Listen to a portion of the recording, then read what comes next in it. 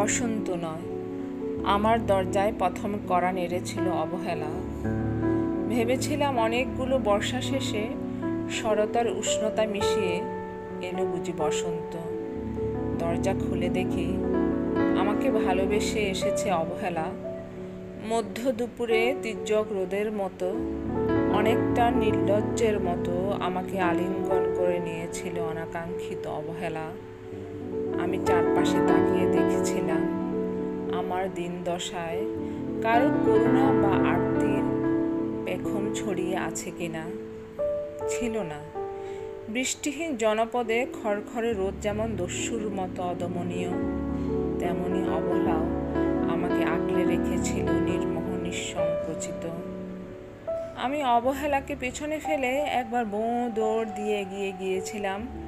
তখন দেখি আমার সামনে কলহাস্য দাঁড়িয়ে আছে উপেক্ষা। উপেক্ষার সঙ্গে একবার কানামাছি খেলে এগিয়ে গিয়েছিলাম তোমাদের কোলাহল মুখর আনন্দ সভায়। কি মেলেছিল? ঠোঁট উল্টানো বৎসনা আর অভিশপ্ত অনুরার মতো একতাল অবজ্ঞা। তাও সয়ে গিয়েছিলাম একটা সময়। ধরেই নিয়েছিলাম আমার কোনো কালে হবে না রাবীন্দ্রিক প্রেম। তোমাদের জয়গানে করতালিতে নত যেন থেকেছিল আমার চাপা আক্ষেপ লজ্জা।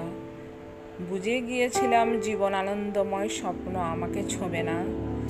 জয়নুলের রং নিয়ে কল্পনার পেশাতে হারানো দিনের গানের ঐন্দ্রালিক তন্ময়তা, বা ফুল পাখি নদীর কাব্য আলাপে কারা মশগুল হলো, এই নিয়ে কৌতূহল দেখাবার দুঃসাহস আমি দেখাইনি কখনো।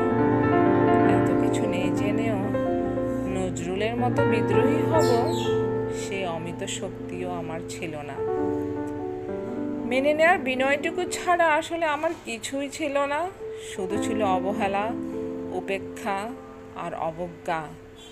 হ্যাঁ, একবার তুমি বা তোমরা যেন দয়া করে বাঁকা চোখে তাকিয়েছিলে আমার দিকে। তাচ্ছিল্য নয়, একটু মায়ায় যেন ছিল। হতে পারে কাপা আবেগ বা মিশ্রিত ছিল তোমার দৃষ্টিতে, ওইটুকুই আমার যা পাওয়া। আমি ঝরে যাওয়া পাতা, তুমি ছিলে আকস্মিক ধমকা হাওয়া। তারপর অবহেলার চাদর ছাড়িয়ে উপেক্ষার দেয়াল ডিঙিয়ে ও অবহেলার লাল দাগ মুছে জীবনের কোনো সীমারেখা ভাঙতে পারিনি আমি। এ কথা জানে শুধু অন্তর্যামী।